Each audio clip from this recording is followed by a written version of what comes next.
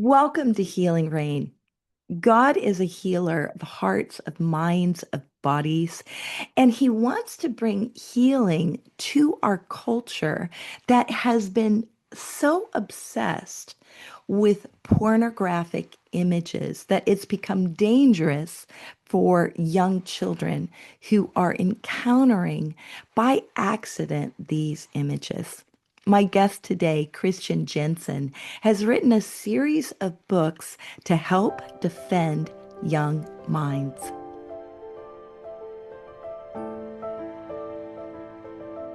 Today on Healing Rain, I have Christian Jenson, and I appreciate the passion and the power of this woman.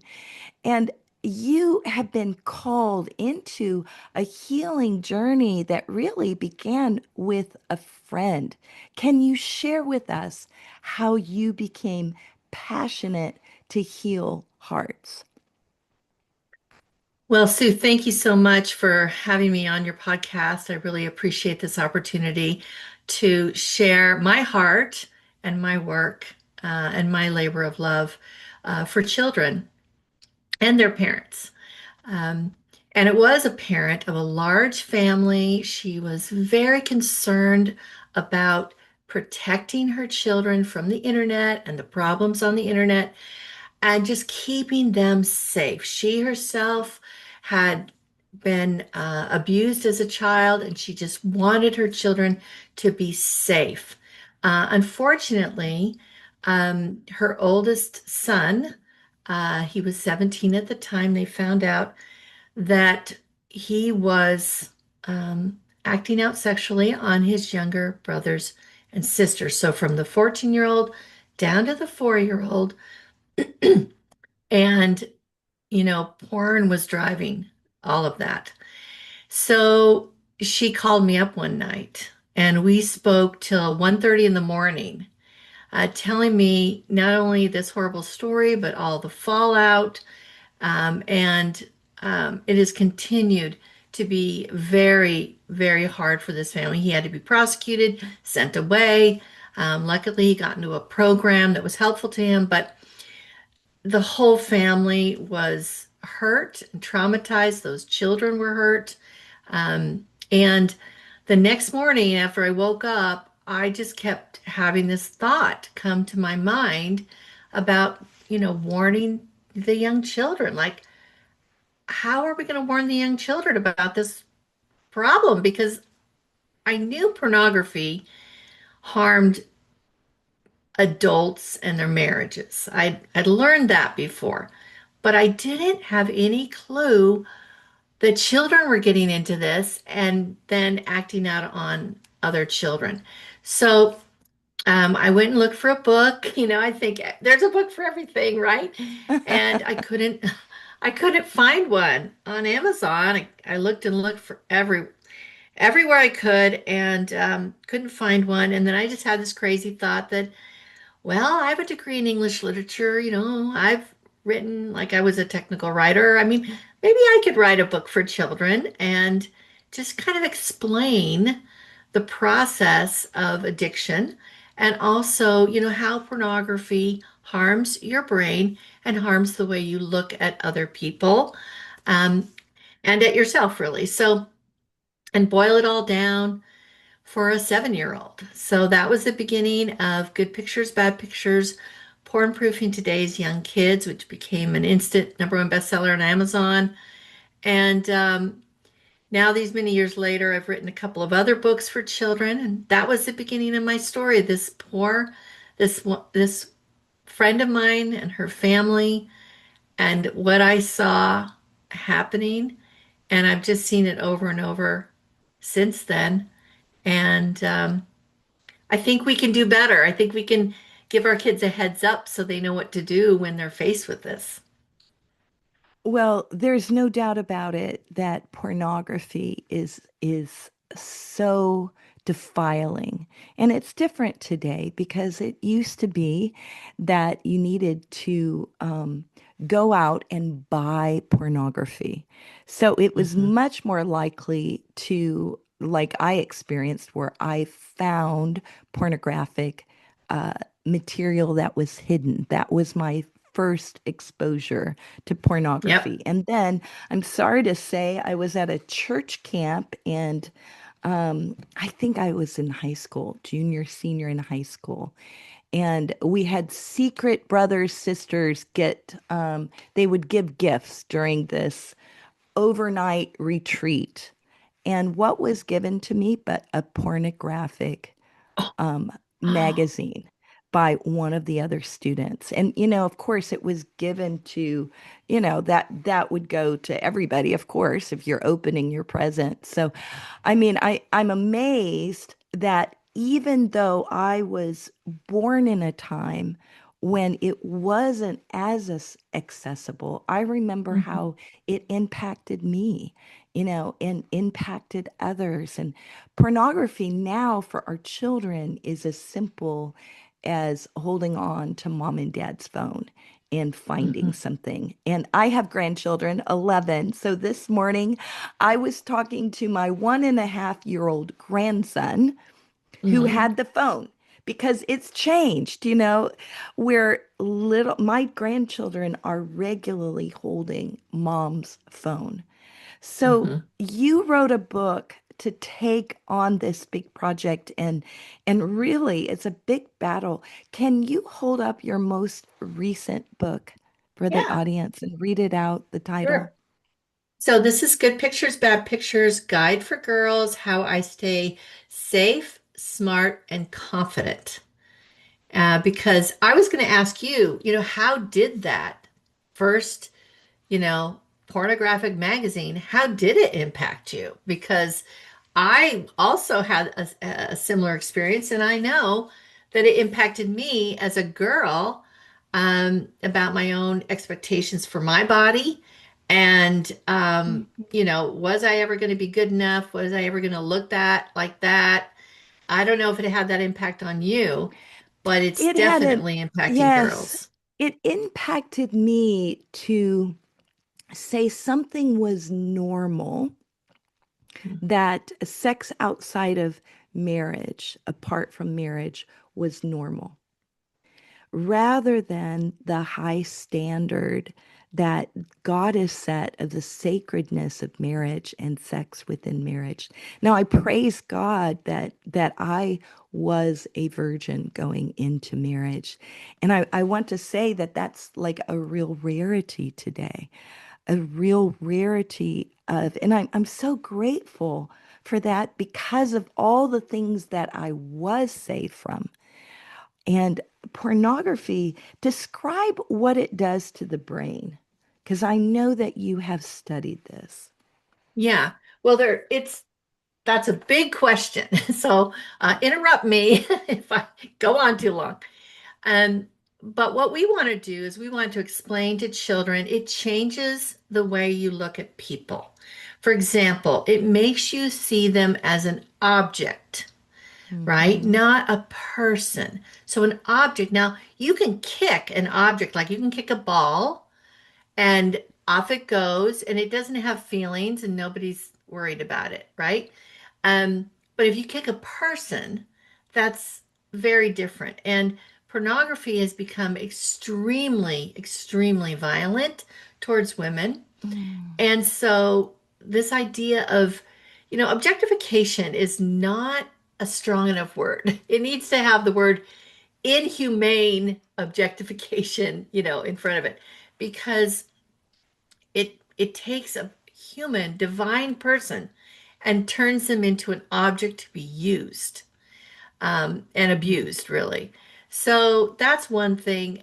When it gets to the brain, so that's kind of our thinking and our self-esteem, but as far as the brain, it actually rewires the brain. So it Mm-hmm. can become an addiction, truly an addiction like any other addiction.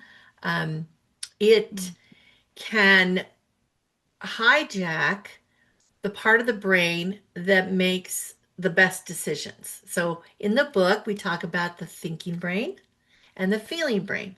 And that feeling brain is that kind of center of your brain, which is kind of more Mm-hmm. primitive, the more, it it's helping you survive by making you hungry and thirsty and keeping you warm and all these, very basic needs.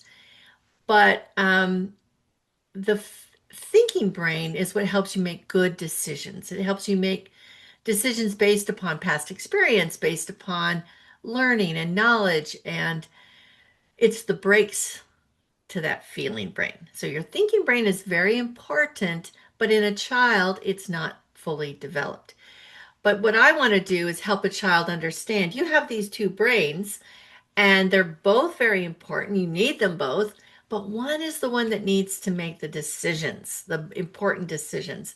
And that's the one that will help you stay free from pornography because it really can become an addiction. I have talked with many therapists who deal with children who tell me about that they're talking to 6 year olds, 5 year olds, 7 year olds Mhm. who they believe are fully addicted to pornography.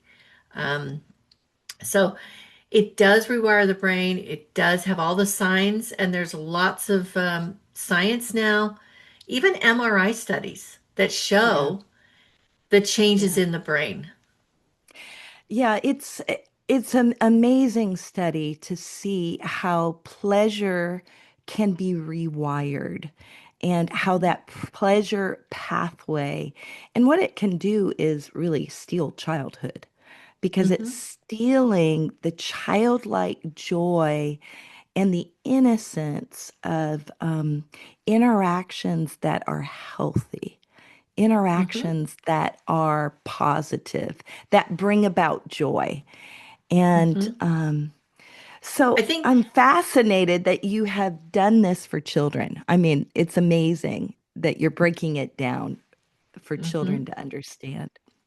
Well, when you were talking about the kids, what it teaches these toxic sexual scripts. So my books are geared so that you can read it to a child that you haven't had this talk with, right? You haven't had the sex talk. But Mhm, but mhm. really pornography, um, a lot of people, well, pornography is something that really does inject this poison around sex. It teaches the exact opposite of a healthy, sexual intimacy. And it teaches that, sex should be violent, right? That sex should be um, disgusting and deviant, and that Demeaning, it's devaluing. demeaning. Yeah. Yes, all the D words, right? So I believe that if we can get to kids early, then they can preserve their own innocence. Maybe I could tell you a quick story about that. Yeah, Um, do. yeah, so there were two girls that were sitting on a bus. They were, coming back from a field trip, and about, I guess, 11 years old, 10 or 11. And up comes another classmate, and he shows, you know, pornography. And the one girl, her mother had, sorry, I'm just turning off my phone so it doesn't bother us. Um, but he shows her pornography and the girl next to her. And this girl, her mother had read her good pictures, bad pictures. She recognized what it was and she turned away and she knew she didn't want to look at it. But what do you think her friend did? Her Her friend friend was kept looking, intrigued. Yeah. intrigued, and kept looking at it. So when this girl went home, she did what her mother had asked her to do, which is report, right? Tell her what she'd seen. And this mother knew the mother of the other girl and did give her a call and say, hey, just want to let you know your daughter was shown porn today and this is what I'm doing, so we need to help each other as parents and even as grandparents. Um, so kids really can maintain their own innocence better if we give them a heads up about pornography and what the books do is give a definition so they Mhm. can recognize it, a warning so they know it's dangerous, and a plan so they know Mhm. exactly what to do, not only when they see it, but when those memories come flooding back. So a definition, a warning, and a plan. And even if you don't get my books, those are three things every child deserves to be able to know how to reject pornography when it's right in front of them. That's powerful. And you began by writing to boys. And this particular More or book, less, I uh, was thinking of boys. We you all were thinking thought of it was a boys. boy. I think we all thought back then that it was kind of a boy problem. When I started writing this in about 2011, I kind of just thought it was a boy problem, you know? And I it's learned not, later is it? on it is a human problem. It's not a boy problem or a girl problem. It's a human problem. But back then, so the characters and everything is a little bit more geared to boys, and that's why I felt and actually had many requests from parents to write this new book for girls because Mhm. we talk more about objectification, romance Yeah. novels, this kind of thing. Girls get into um, girls get into porn in many different ways that are different than boys. Yeah, I have a really good friend that's fighting this. And so she's done some research about pornography in the United States. And Mm, one of the things uh, that she reported was that within the last 10 years, a decision by the pornographic gatekeepers was that in some ways we've tapped out on our male market. Let's begin to focus our attention on building addictive pathways for girls and for females. mm, And mm. so they began to focus on, because girls tend to be more relational, they Right. began to focus on pornography around relationships, Mm, and the rise in pornography in the last decade for women and girls has skyrocketed. absolutely.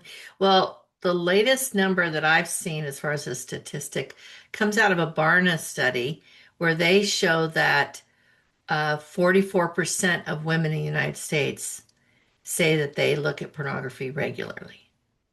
So that is troubling, very troubling because 44%. Mhm. Very troubling. So we can no longer think that our girls are not going to be impacted by this or pulled into it or intrigued, as you say. We have to be proactive and intentional and get in front of this so that our girls have a chance. They have a heads up. They because when a kid is caught off guard, they're very vulnerable. They're so vulnerable. They don't know what has just hit them. Nobody's ever talked to them about it, but they have a sense that it's not right. So they don't know how to talk to anybody.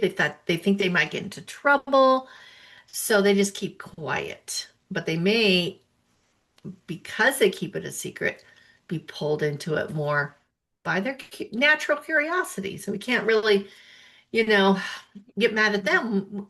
Porn is the enemy. Our kids are not the enemy. Porn is the enemy.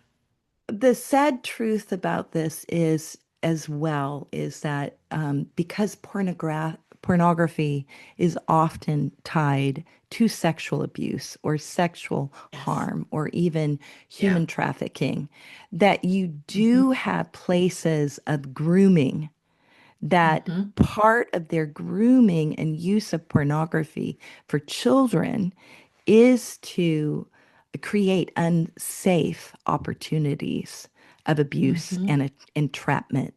So Yep.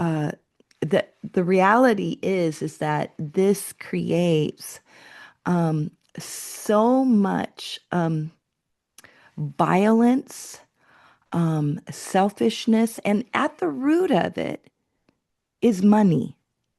Hmm. Yep. People are making money through the abuse of other people. Yeah. Have you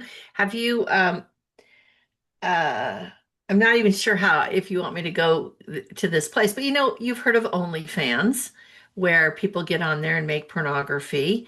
Um And there's also a phenomenon called the Bop House, where these girls that are all influencers, uh, and basically they live in this glamorous house in Florida, and they present their lives on social media as this amazing lives. Um, and then it's just to draw fans into their own, to draw people into their OnlyFans accounts. Um, and it's it's really putting girls, I mean, we didn't used to have, when I was growing up, you certainly did not have these kinds of role models for girls that just completely objectified themselves and and really just did porn on demand, basically on their OnlyFans channel.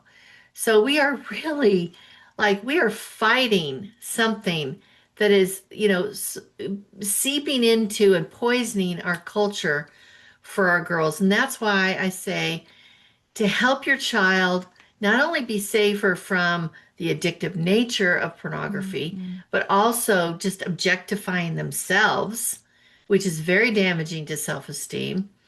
And also, you mentioned, if you don't mind, I want to go back to that idea of the grooming. Pornography Mhm. is, the number one, in my mind, the number one grooming tool of predators. So Yes. for girls, I talked to a child advocacy counselor. She worked and interviewed kids that had been brought in that had been sexually abused. And this one girl, her stepfather had been showing her pornography, and then which groomed her into, he abused her for several years. And he really didn't even have to do much to threaten her, to keep her quiet. He says, we'll both get into trouble with your mom if you say anything. That was enough to keep her Mhm. quiet. But here she was being abused by her stepfather for years. Um, and I asked that counselor, I said, if that mom had known to warn her daughter about pornography and say, if you ever see it, no matter who shows it to you, come and tell me. Do you think she would have gone through those years of abuse? And she says, I don't think so, because she would have told her mother. And hopefully, I guess you have to assume the mother would have done the right thing, um, and gotten her into a safer place than with that stepfather. Um, I have another story where a young boy was, his mom read him good pictures, bad pictures.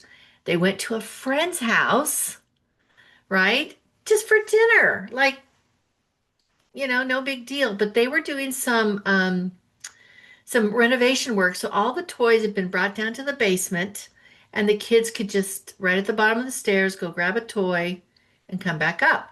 Well, this little 6-year-old was down there, ended up down there by himself, looking and trying to pick the toy he wanted to play with. And up comes a man. Ended up, he was a renter down there with gay porn to show him, and started grooming him for, how this would be fun. They could do it together. And this little boy ran up, recognized it. That's pornography. He knew nobody was supposed to show him pornography because his mom had told him that. It's in the book. And 3, he knew exactly what to do when he saw it. So he went upstairs and told his mom and got himself out of a very dangerous situation. So your children, girls and boys, Yes.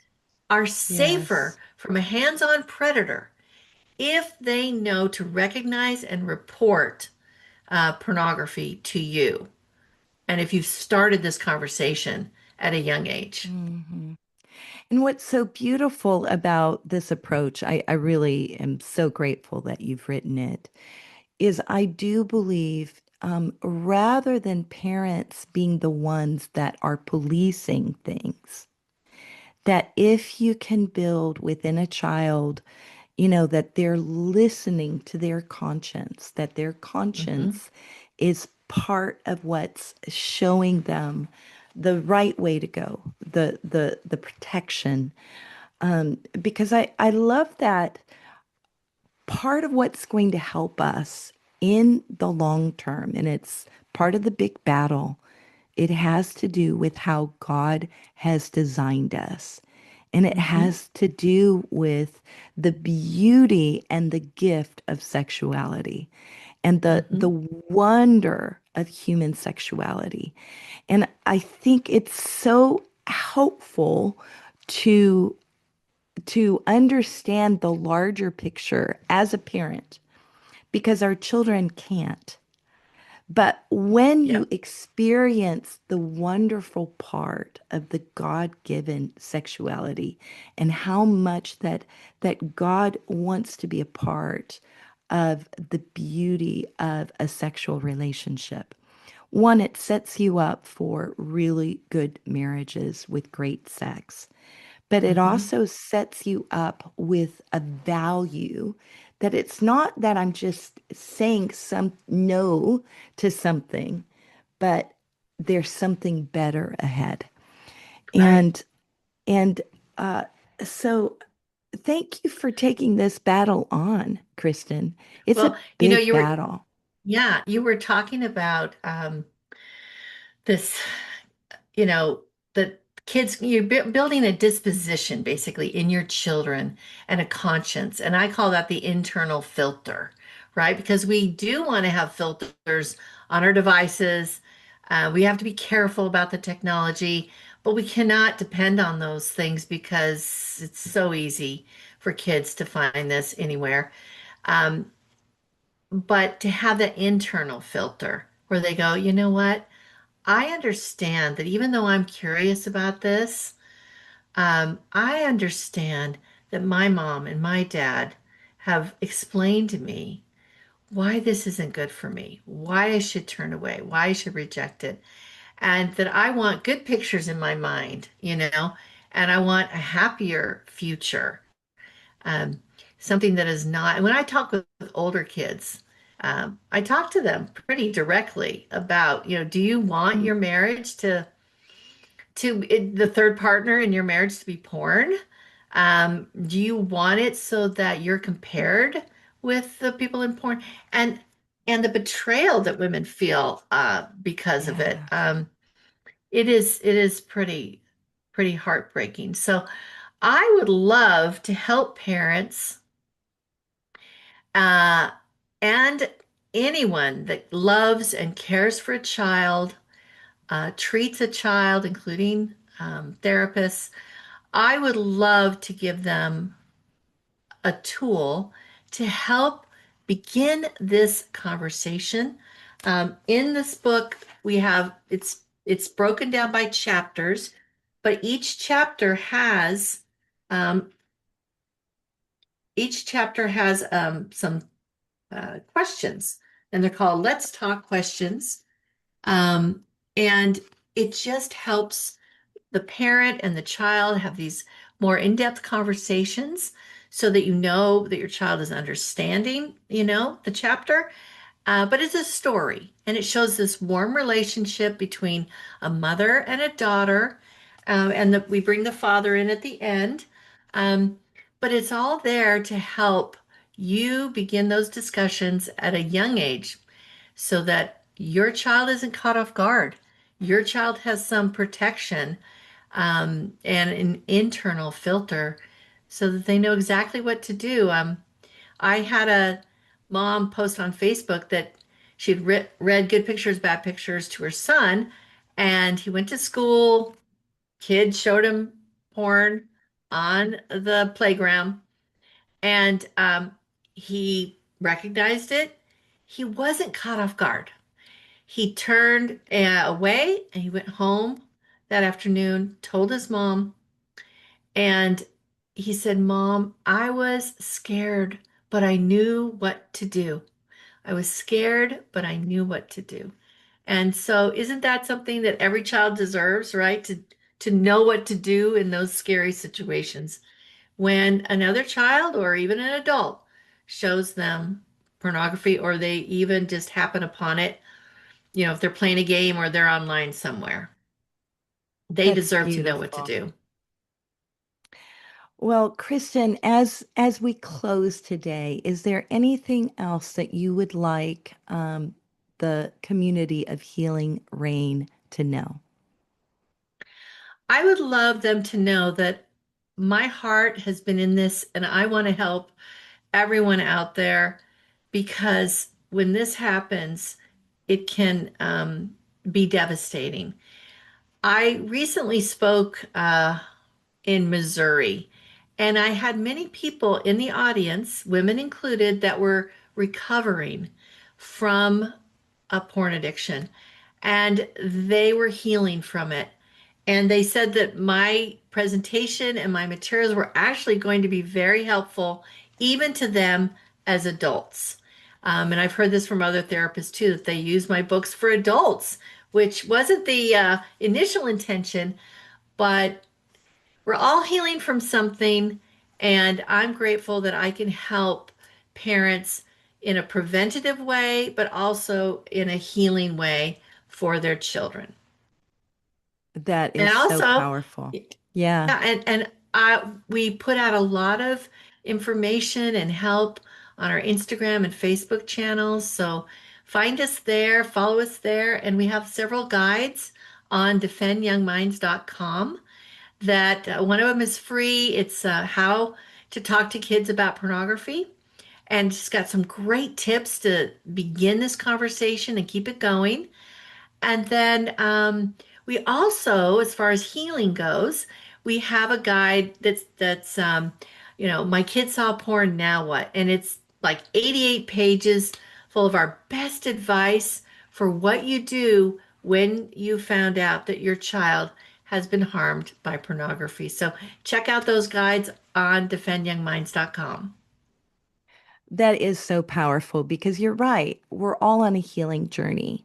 And this isn't about being perfect because there's only one perfect one that Yep. has taken on our blame and our shame and has delivered us from it and has bestowed upon us an innocence that only comes from the throne of God. So, no matter where you are in this battle, Jesus is your healer.